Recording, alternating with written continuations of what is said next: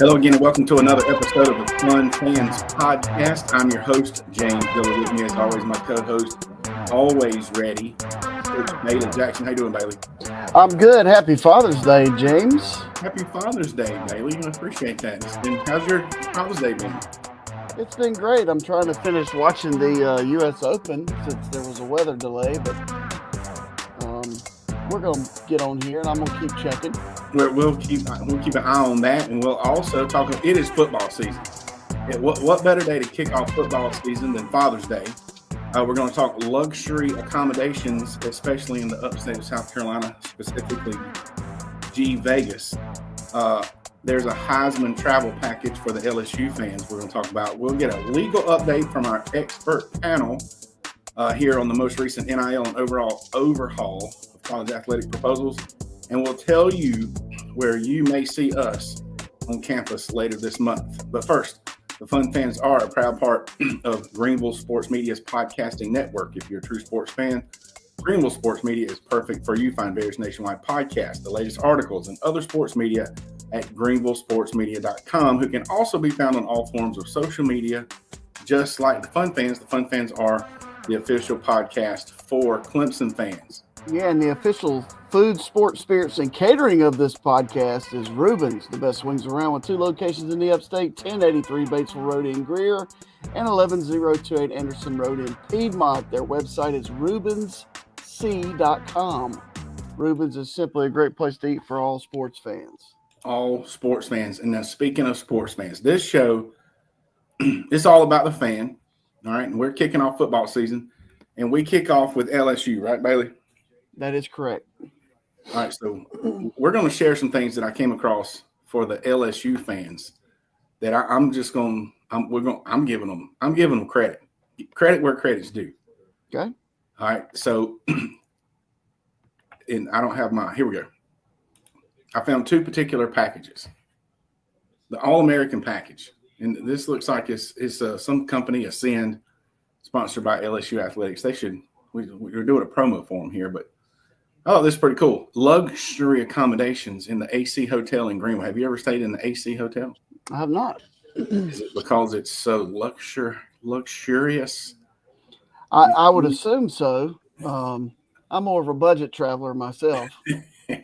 I've stayed in AC, and they are nice, and the one in Greenville is definitely nice. 2 nights at the AC in the vibrant downtown, packed with restaurants and shopping.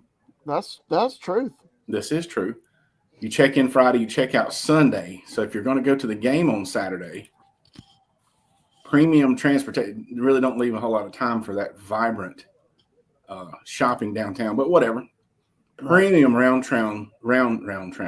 trip game day transportation, a private motor coach, take you to and from Memorial Stadium on game day, tailgate in the heart of the action, delicious food, barbecue tents, blah, blah, blah, and some swag. Now, remember, this package costs $1,400 per person. Okay. 2 nights in a hotel, a ticket. Okay. All right. But now that's the All-American package. That's pretty sweet. It's just a little steep, I think, maybe. But this is the Heisman package.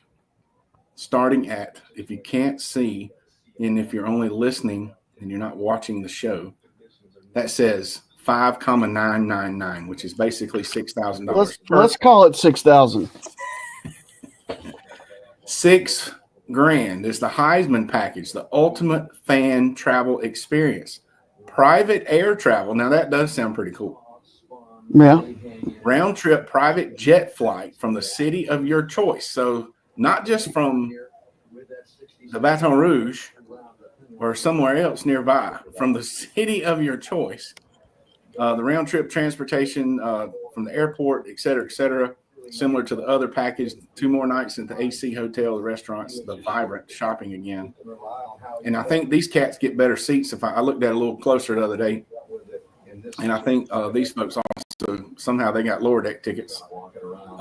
But that's pretty. Hey, if that don't turn into a fun fan experience for those LSU Tigers, I would be a little disappointed.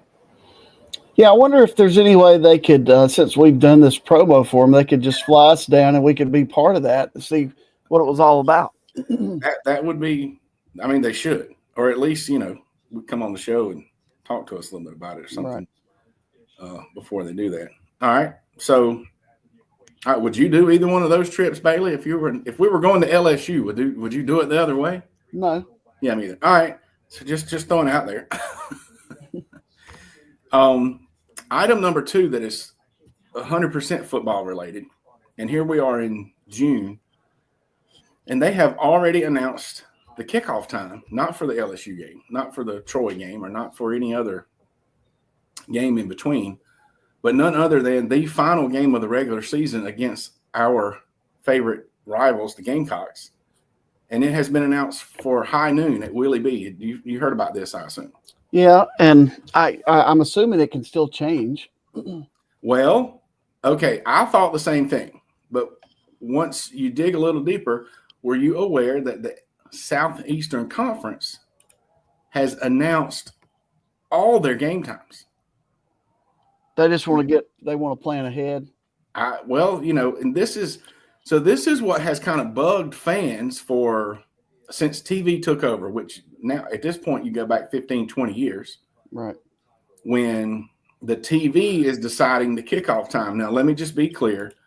A lot of the games, the times are set. If you can't see this, even if you're looking at the video, you probably can't see this, but this is like the first 4 weeks. Those games are set. Those game times are set. They're set. It's actual times. Now, the rest of the season, some of the games, the times are actually set, and some of the other games are flex. They're called afternoon or night. Right. So the way that's described in the graphic is, if it's just labeled as early, it's going to be sometime between noon and 1. If it's labeled afternoon, it's going to be 3:30 or 4:30, or maybe 4 o'clock. If it's a night game, it's going to be sometime between 6 and 8. And now flex, those games are either going to be the 3:30, or a night game. So, but there's a little bit of flexibility there, but that's only, I don't know, half of the games in the second half of the season even have the flex on there. Right. And that still got it narrowed down to, a couple of start times. So, my question about this is, and going back to, the fan experience, what we just said is how, as a fan, we kind of, the TV determines the time and all this kind of stuff. And we usually don't find out until 2 weeks before. Sometimes you don't find out until 8 days before. Are the tides turning? Are the tables turning? I don't have any idea. Is the SEC starting? Have they got so much power that they're telling Disney and ESPN when their games are going to be, or is this just some kind of? Well, I mean, I'm assuming they they already think they can do whatever they want to. So let's roll with that. I wish I knew all the Clemson game times right now. Right. So once again, I'm giving props to the Southeastern Conference as a whole, not just LSU fans and their high rolling fans there with their private jets, but the conference as a whole. Every fan base would love this. We would all love to go back to the quote unquote good old days. Clemson fans, every game used to start at 1. Carolina fans, every game used to start at 7. I'm not even talking about that. Right. I'm talking about just let us know. Let me know when the game times are, basically before I buy the tickets. It could make, you put a season full of noon games on there, and that could make a difference in your ticket sales. Maybe. But, yeah, that's pretty cool, pretty nice for the fans of the SEC, in my opinion, whatever the reason is. I'm going to go with the theory, and maybe it's not a power thing, but they're just doing a better job. Maybe it is some power, some leverage, working with ESPN, giving them a little push instead of ESPN giving them, they got a little more push than the TV people, maybe. Right.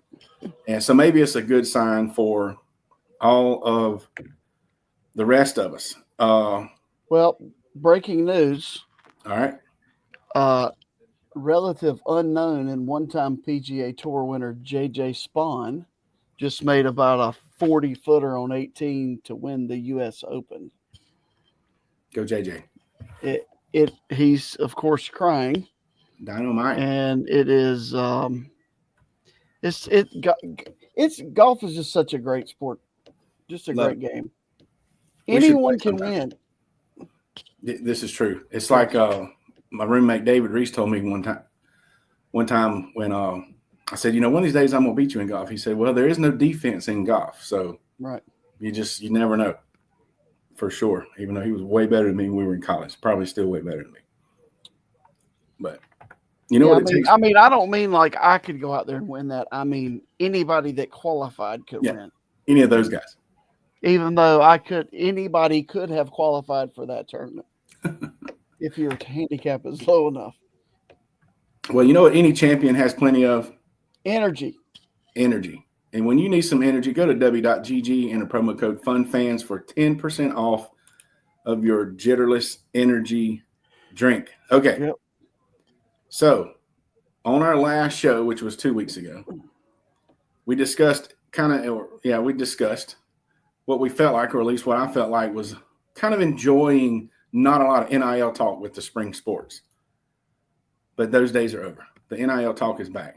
I'm going to make sure, see if I got any more. Okay, my graphics are for later on. All right, for now, there are two issues, and I sent this, Bailey, I gave Bailey a little bit of homework today, and I didn't know if he had heard this or not. Maybe he's up on it, but I'm sure he's up on it now.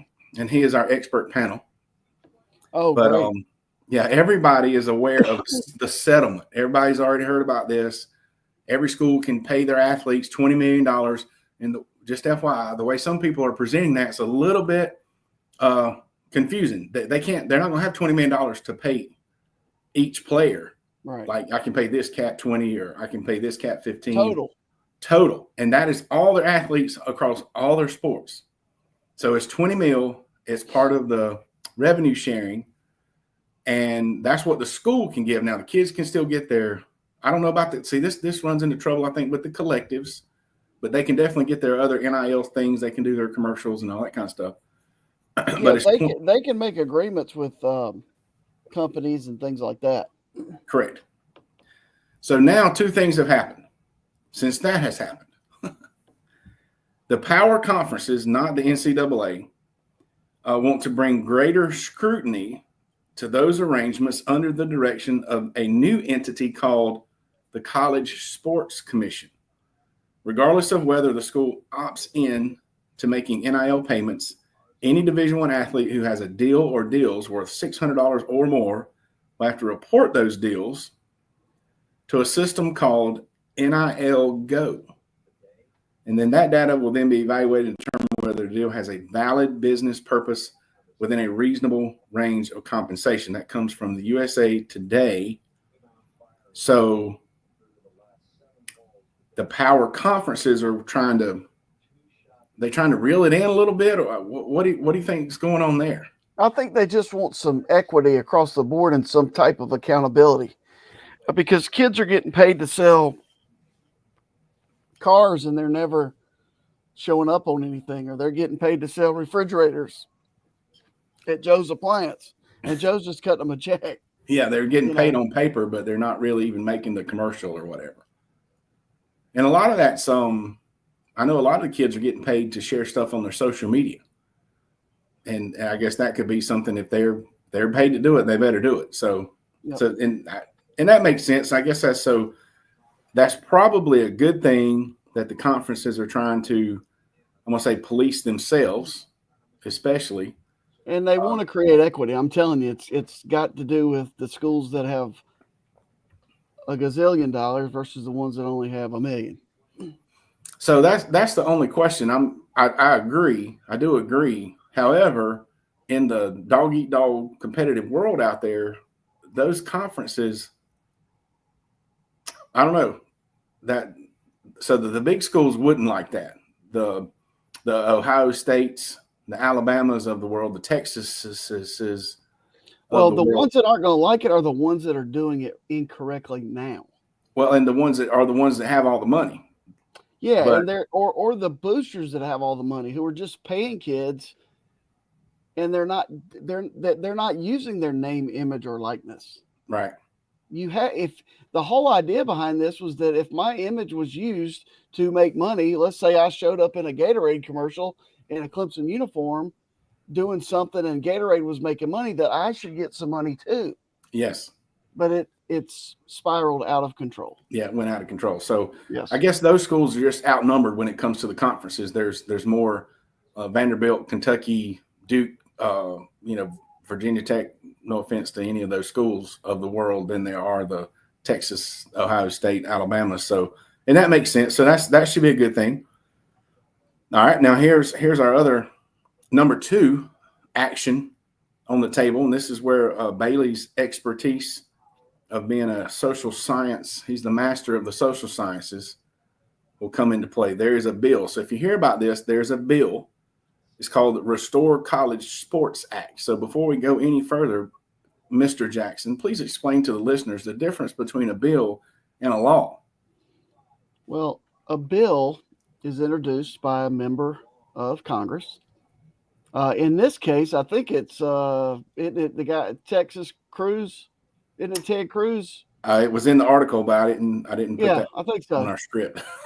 Anyway, so a legislator will introduce a bill. It goes into the appropriate committee to study the bill.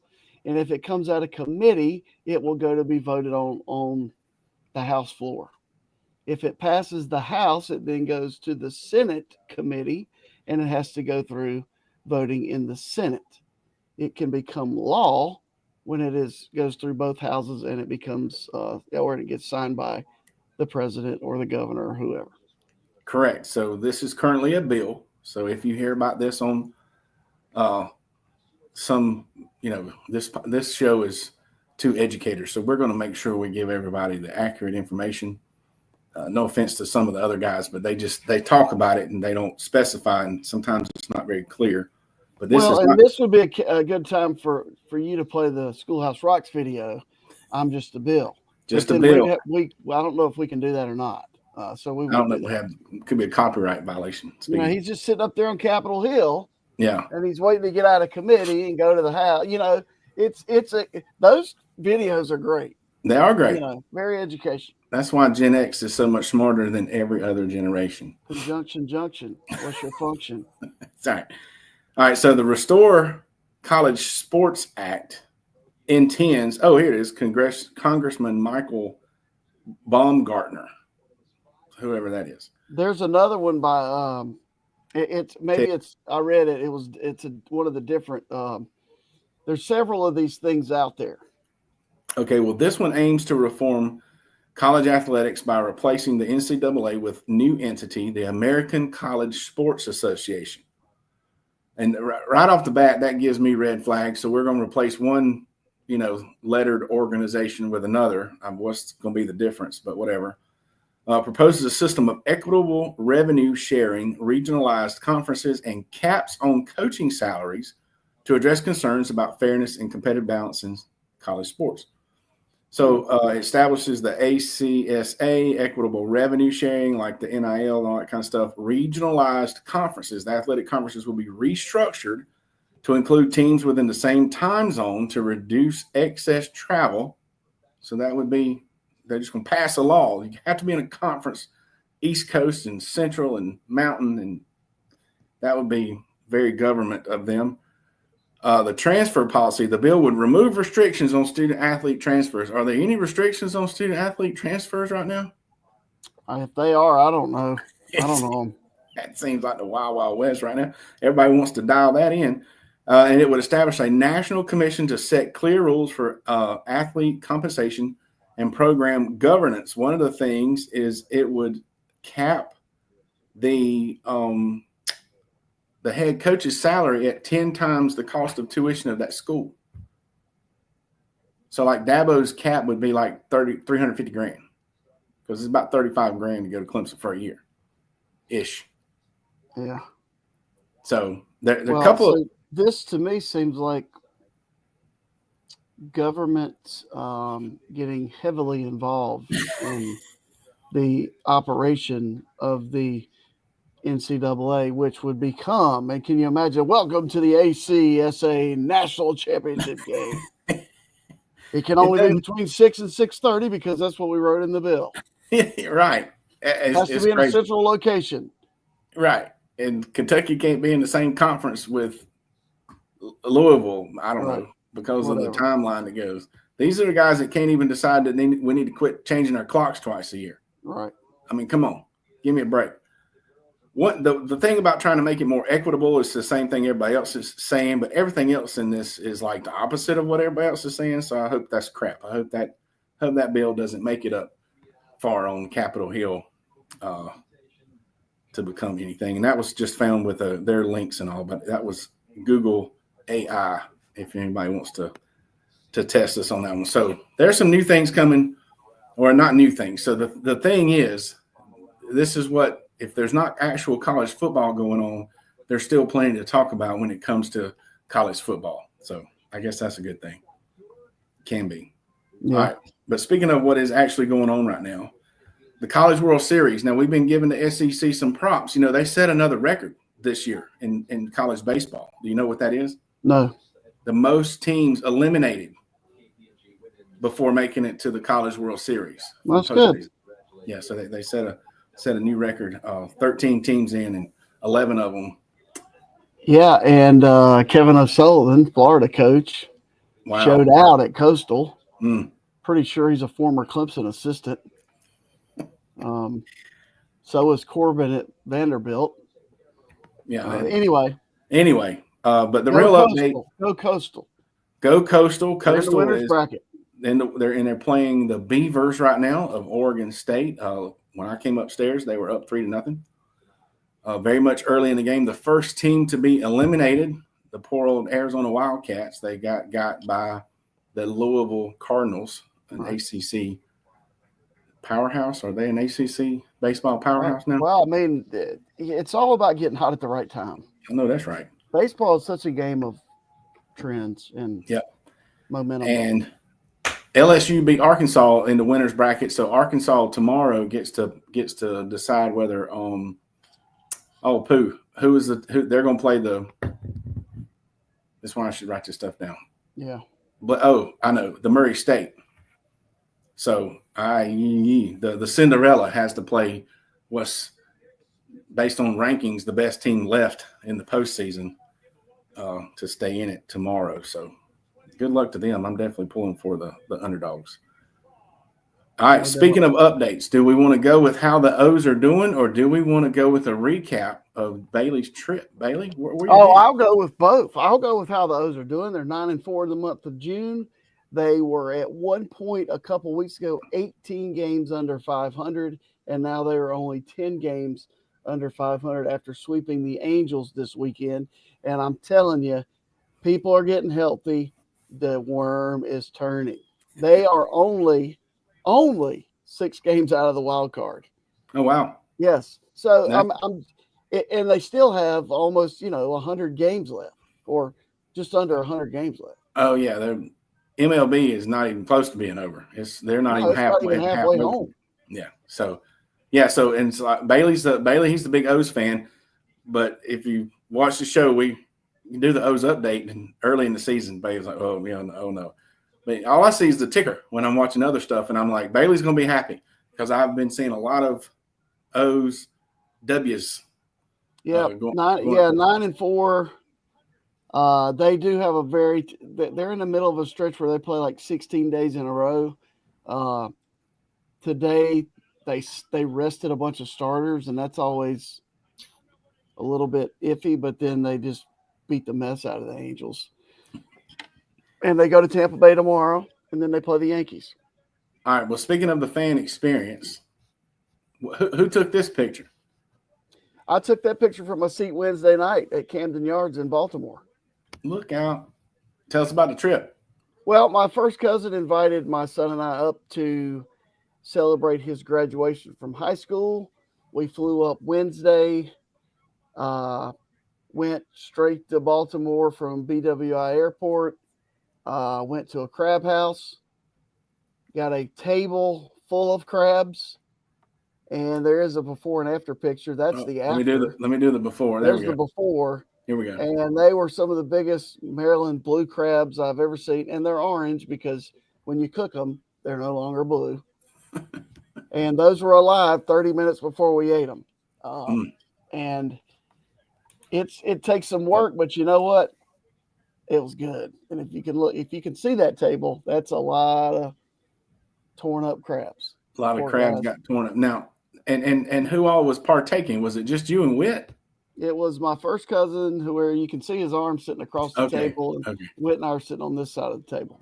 So that's a 3-man crabathon right there. Yeah, we had a little crab dip appetizer too, so it was good. A lot Very of Old good. Bay seasoning on that table. All right, so I'm gonna go back to this first picture of in the stadium, because I saw this after when Bailey sent these pictures for me to upload, and then I saw another clip from another baseball, and I noticed the weirdest thing sometimes. Sorry.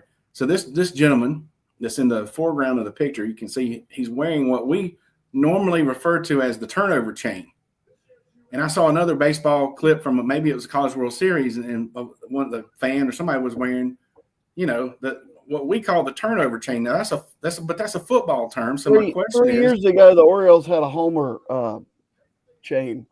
so that's a home run chain. They used to put the homer chain over the guy who hit the home run. Now they do, it's all water themed. So they get on first base.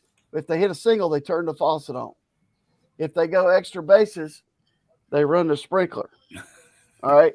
And then if they hit a home run, they got, last time they were in Anaheim, they all went, a bunch of them went to Disneyland. They got a Pirates of the Caribbean hat that they stick on the home run hitter's head. And then he goes over to the hydration station, which is basically a big funnel with 4 hoses that come out of it that they pour water in, and they drink water out of it.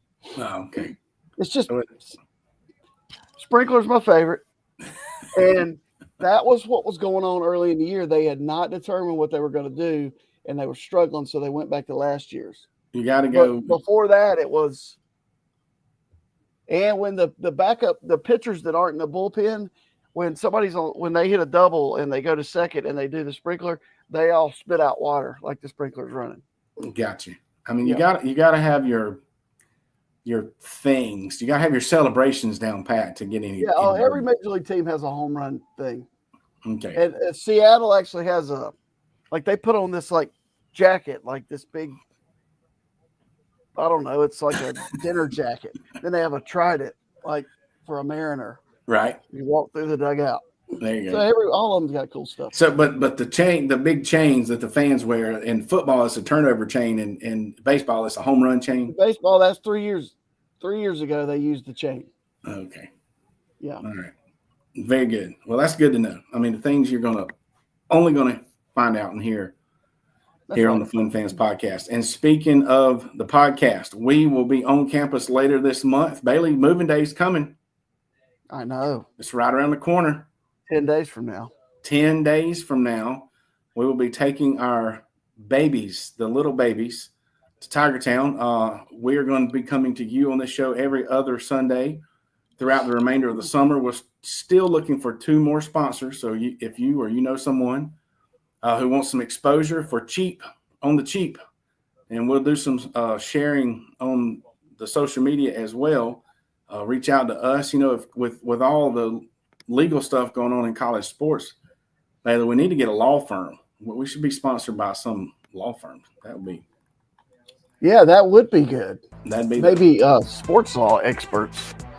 Get them on the show. But either way, hope you enjoy the show.